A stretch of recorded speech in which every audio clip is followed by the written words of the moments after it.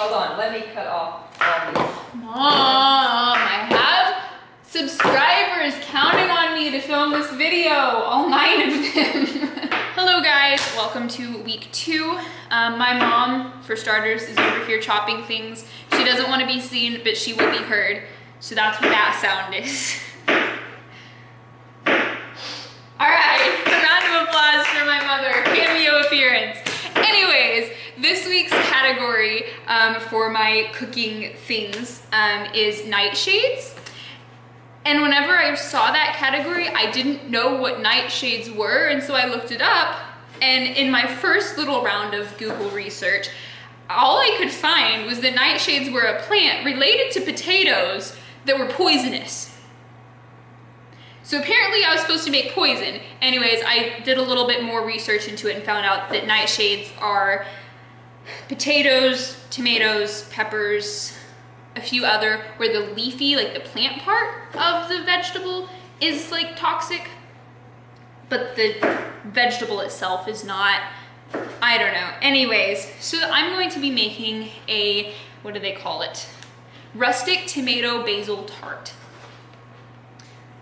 So I have all of these. I just washed off some tomatoes and they're not gonna fall. Just washed off all of these tomatoes. I have some Roma tomatoes and then little baby tomatoes. I don't know what they're called, but little ones. And so I'm just gonna cut them into slices and then we will go from there.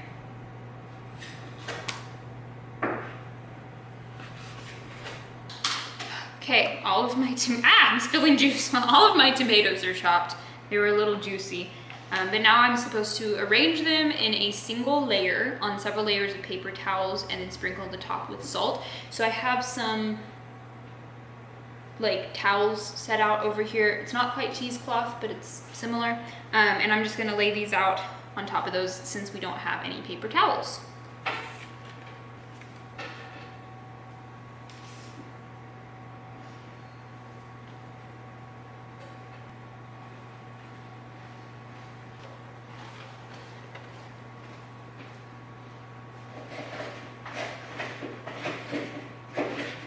Here they are. I didn't end up needing as much space as I thought that I would, but there they are, all laid out. I'm supposed to sprinkle them with half a teaspoon of salt. I don't know that this is gonna cover that entire amount, so I'll just use more if I need to.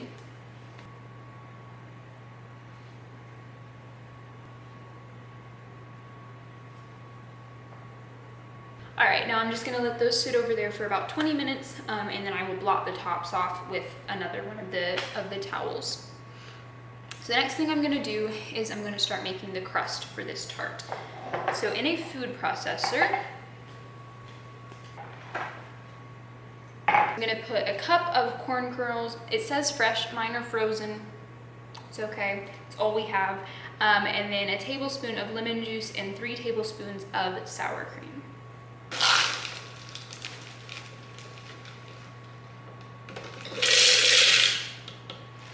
And 1 tablespoon of lemon juice. And then 3 tablespoons of sour cream.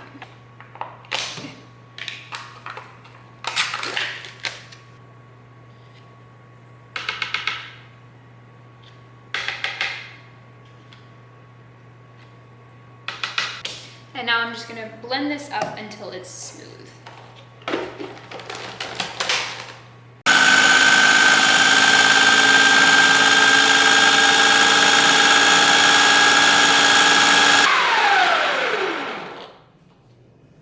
All right, I think that is blended well enough.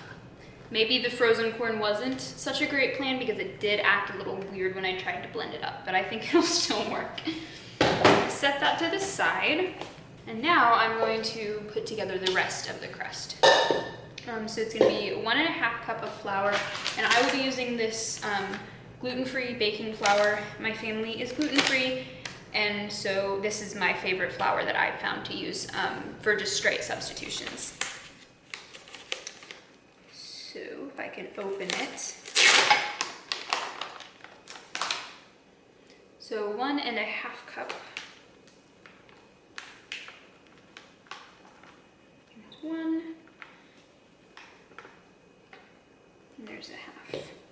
then I'm also gonna add 1/4 cup of cornmeal.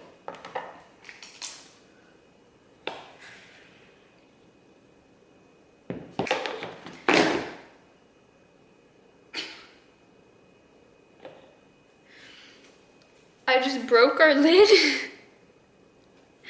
You're supposed to just put it on there and push down in the middle and it closes it. And I went straight through it. So that's exciting. Set that up here, take care of that later. Now I'm going to add a half of a teaspoon of salt. And I'm gonna whisk this all together. Next, I'm going to add a half of a stick of butter. I'm gonna cut it in using a pastry cutter. So I'm just gonna cut it into little cubes.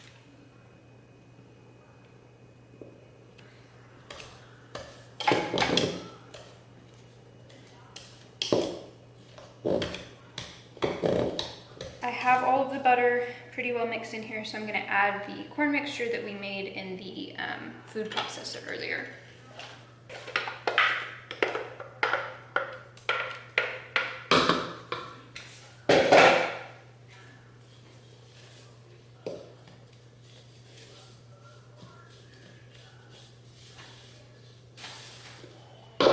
So I'm supposed to knead this, so I'm gonna go ahead and give up trying to mix it with a spoon. I'm just gonna do it with my hands. It'll be fine. This is still pretty crumbly even after mixing it, so I think I'm gonna add a little bit of water to try and give it some moisture to kind of come together like it's supposed to. Now I'll try mixing it again. Now that this is all mixed together, I believe, let me wash my hands because they're covered in dough. Next, I am going to roll this out onto some parchment paper, and then I'll cover it in plastic wrap on the top, and then I'm just going to roll it out and put it in the freezer, and then bring it out and just put stuff on it. So I don't have to worry about chilling it and then rolling out and then lifting it and putting it in a pie plate, because that's where pie dough and pie crust always goes wrong for me. So I think I can do this.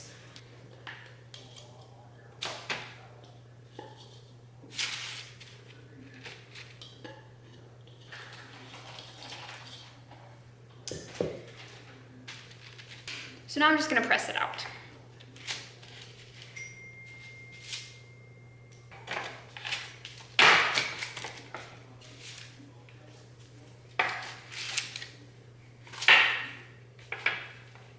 I think that's about good.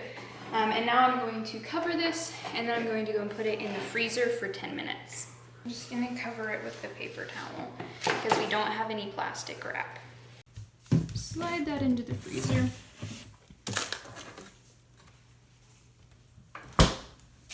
All right, while I'm waiting on that crust, it's in the freezer back there, I'm gonna go ahead and combine the toppings for the tart. So I have 1/4 cup of chopped basil in here, and I'm gonna add 1/3 cup of, it calls for fontina cheese.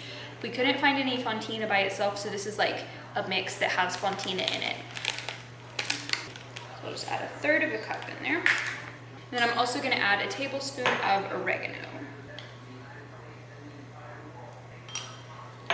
I'm just gonna give this a quick mix.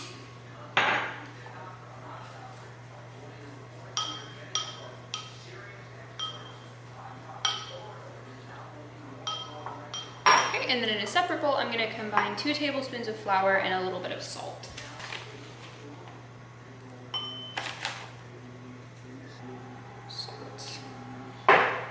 And mix that together as well.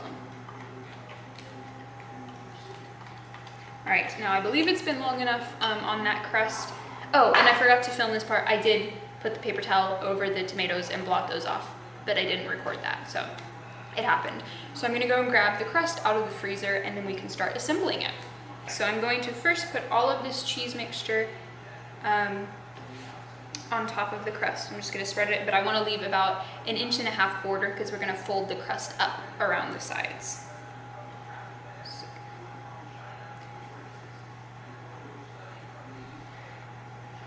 Then I'm going to sprinkle a tablespoon of this flour mixture on top of the cheese.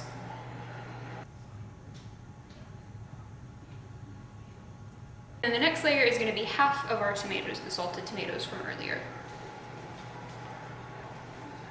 It's a lot of tomatoes. I think I may have not rolled the dough out quite as big as they said to in the recipe, and so I might have too many tomatoes. I'm just gonna lay these in a single layer here. Set the other tomatoes aside.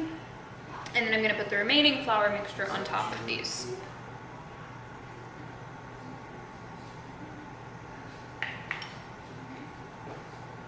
Just like that. And then I will put some more of, I'm not gonna do all of the tomatoes because that would be a lot of tomatoes, but I'm just gonna do another layer. All right, and there's what it looks like finished. So now I'm going to take the dough and just kind of fold it up over the edges here.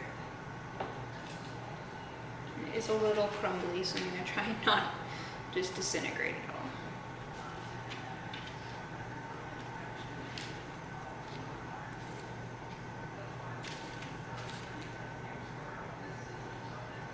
I'm just gonna kind of stick it together. Doesn't have to be perfect. All right, there she is. Now I'm just gonna put this in the oven at 400 degrees for 35 minutes, or until the crust is, what does it say, brown. Not lightly brown, not golden brown, just brown.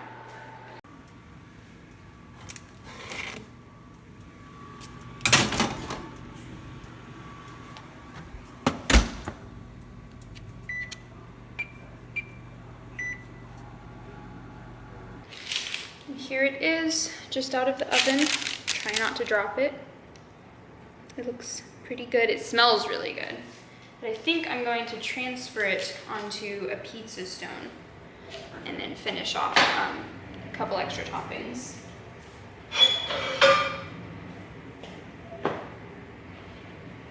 Try and do this without dropping it and breaking it.